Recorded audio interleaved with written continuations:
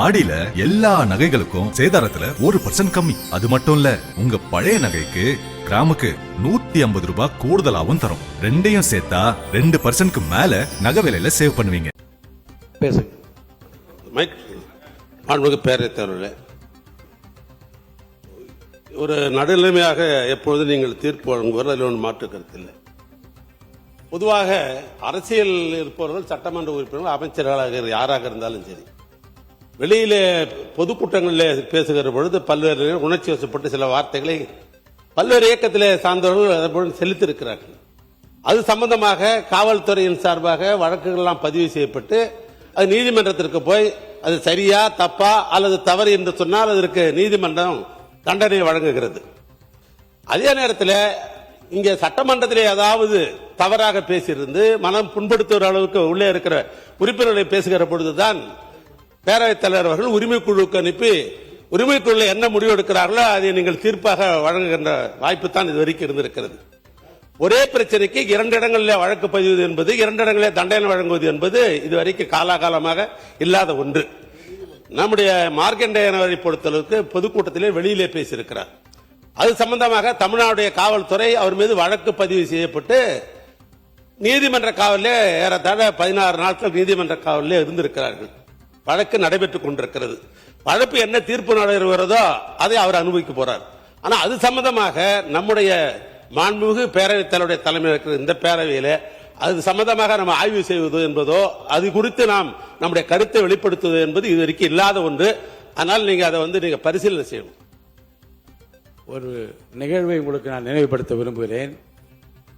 அவையை பற்றியும் அவையில் உள்ளதை பற்றியும் ஒரு பத்திரிகையாளர் பத்திரிகை உரிமையாளர் பேசியதற்காக அந்த பிரச்சனை உரிமைக்குழுவுக்கு எடுக்கப்பட்டு நடவடிக்கை எடுக்கப்பட்டதை நாடே அறியும்.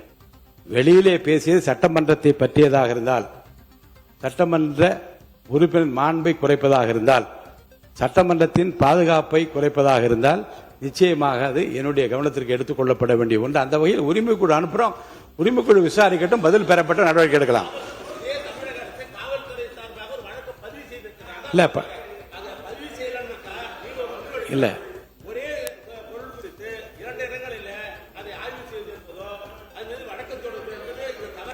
இல்லைங்க, அது வெளியிலே நடந்த வன்முறை பேச்சுக்கு காவல்துறை எடுத்திருக்கிற நடவடிக்கை வேறு.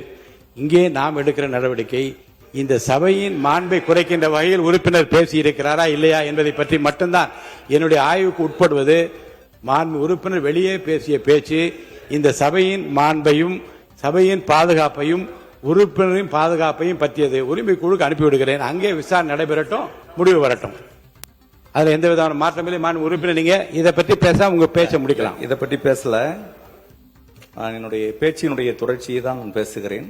இருந்தாலும் கூட மாண்புமிகு பேரவைத் தலைவருடைய உங்களுடைய அட்வைஸ், எங்களுடைய மாற்றான் தோட்டத்து மல்லிகைக்கு மனம் உண்டு என்ற மிகப்பெரிய வரிகளுக்கு சொந்தக்காரர் பேரறிஞர் அண்ணா.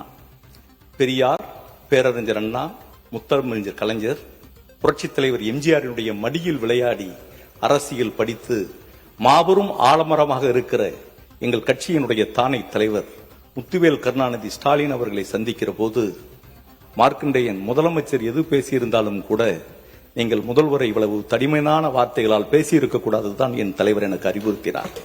அதை போன்று என்னை சிறைச்சாலையிலே பார்க்க வருகிற போது எவ்வளவு மாற்று அரசியல் கருத்துக்கள் இருந்தாலும் கூட எங்களுக்கு எதிர்க்கட்சியினுடைய தலைவர் மிகப்பெரிய போராட்டக்காரத்துக்கு சொந்தக்காரர், ஈட்டியே இதயத்தில் பாய்ந்தாலும் அதை எடுத்துவிட்டு ஓடுகிற வல்லரசுக்கு சொந்தக்காரர் உதயநிதி ஸ்டாலின் என்னை சிறைச்சாலைகளை பாளையங்கோட்டையில பார்க்கிற போது நீங்கள் முதலமைச்சரை இந்த அளவுக்கு பேசியிருக்க வேண்டாம் என்பது தான் சொன்னார். எங்களுடைய நாடாளுமன்ற உறுப்பினர் திருமிகு கனிமொழி கருணாநிதி அவர்களும் எவ்வளவுதான் இருந்தாலும் கூட முதலமைச்சர் பேசியிருந்தால் அதற்கு நாம் அறிவுபூர்வமாக பதில் சொல்ல வேண்டும், தடிமனான வார்த்தைகளை பேசியிருக்க வேண்டும் என்றுதான் சொன்னார். எங்களுடைய முதன்மை செயலாளர் நேரு அவர்களும் எங்களுடைய கொறடா வேலு ஐயா அவர்களும் கூட நாம் பண்பட்ட அரசியல் இயக்கத்தை சேர்ந்தவர்கள் என்பதுதான் சொன்னார்களே என்பதை எங்களுடைய தலைவர்கள் எவ்வளவு மாட்சிமைக்குரியவர்கள் என்பதை இந்த அவையிலே நான் பதிய வைக்க விரும்புகிறேன். அதே நேரத்தில் எங்களுடைய ஊருக்கு சொந்தக்காரன், என்னுடைய தொகுதியில் பிறந்து வளர்ந்த வீரபாண்டிய கட்டபொம்மன் பிறந்த ஊரிலே நான் பிறந்தவர். அவன் வரிகொடா இயக்கத்திற்கு பிரிட்டிஷ்காரங்களாம் ஆட்சி பொறுப்புல இருந்தான். அவன் தான் வரி வசூல் பண்றார். அதனாலும் கூட வரியை கேட்கும் போது உனக்கு ஏன் வரி கொடுக்க வேண்டும், எங்கள் குல பெண்களுக்கு மஞ்சள் அரைத்தாயா என்று கேட்டார். அவர் படையில் இருக்கக்கூடிய வீரன் சுந்தரலிங்கம் தான் முதல் சூசைட் பாம். எங்கள் ஊரில் இருக்கக்கூடிய பாபு சிதம்பரனார் தான் பிரிட்டிஷ்காரர்களுக்கு எதிர்த்து வணிக கப்பலை நடத்தி இருக்கிற போது பேசஞ்சர் கப்பலையும் நான் நடத்துவேன் என்று இந்த ஃப்ரீடம் ஃபைட்டர் ட்ரேட் மூலியமாக கொண்டு போராட்டக்காரருக்கு சொந்தக்காரர். எங்கள் ஊர்ல தான் மனித ஜாதியாக மனிதர்கள் தான் இருக்க முடியும் என்பதை தெரிந்த முண்டாசு கவிஞன் பாரத். நன்றி சொல்லி முடிங்க குருவிகள் என்ற ஜாதி என்று சொன்னான். அந்த சுத்தி வட்டாரம் புல்லா பவர்ஃபுல் எனர்ஜெட்டிக் லீடர்ஸ் வாழ்ந்த அந்த கரிசல் கந்தக பூமியில் இருக்கிற நான் இந்த அவையினுடைய கதவுகள் பூட்டப்படும் என்று சொன்னபோது என்னை அறியாமல் வந்த வார்த்தைகளுக்கு நீங்கள் அருள் கூர்ந்து அதை மறந்துவிட வேண்டும் என்று கேட்டு நிறைவு செய்கிறேன். வணக்கம். பேரவையின் இன்றைய நிகழ்ச்சிகள் இத்துடன் முடிவுற்றன. பேரவை மீண்டும் 10/8/2026 நாள் திங்கட்கிழமை காலை 9:30 மணிக்கு கூடும். வணக்கம்.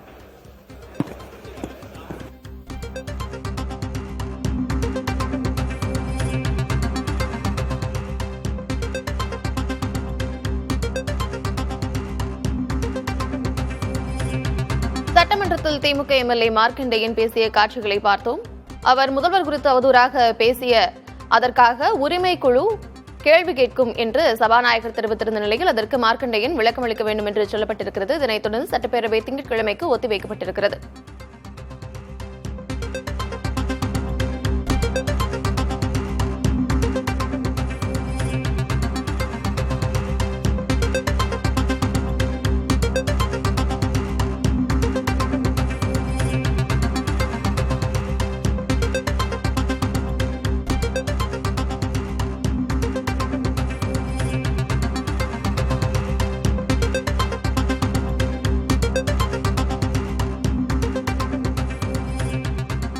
சட்டப்பேரவை நிகழ்வுகள் இன்று காலையிலிருந்து துவங்கி நடைபெற்று வருகிறது. இதனை நேரலையாக பார்த்து வருகிறோம். சற்று முன்னதாக சட்டமன்றத்தில் திமுக எம்எல்ஏ மார்க்கண்டேயன் பேசிய காட்சிகளை பார்த்தோம். அதனைத் தொடர்ந்து மார்க்கண்டேயனிடம் விளக்கம் கேட்கப்படும். முதல்வர் குறித்து அவதூறாக பேசிய பேச்சுக்கு மார்க்கண்டேயனிடம் அவை உரிமை குழு விளக்கம் கேட்கும் என்று சபாநாயகர் தெரிவித்திருந்தார். அந்த முடிவுக்கு திமுக தரப்பிலிருந்து எதிர்ப்பு தெரிவிக்கப்பட்டிருந்தது. அதனைத் தொடர்ந்து சட்டமன்றத்திற்குள் பேசிய பேச்சுக்காக கண்டிப்பாக உரிமை குழு கேள்வி கேட்கும் என்று தெரிவிக்கப்பட்டிருக்கிறது. மேலும் மார்க்கண்டேயன் இந்த பேச்சினை மறந்துவிடும்படி பேசினார். அந்த காட்சிகளையும் பார்த்தோம். மு.க. ஸ்டாலின், கனிமொழி மற்றும் உதயநிதி ஆகியோர் இதுபோன்ற தடிமனான வார்த்தைகளை பயன்படுத்த தேவையில்லை என்று தனக்கு அறிவுரை வழங்கியதாக மார்க்கண்டேயன் பேசினார்.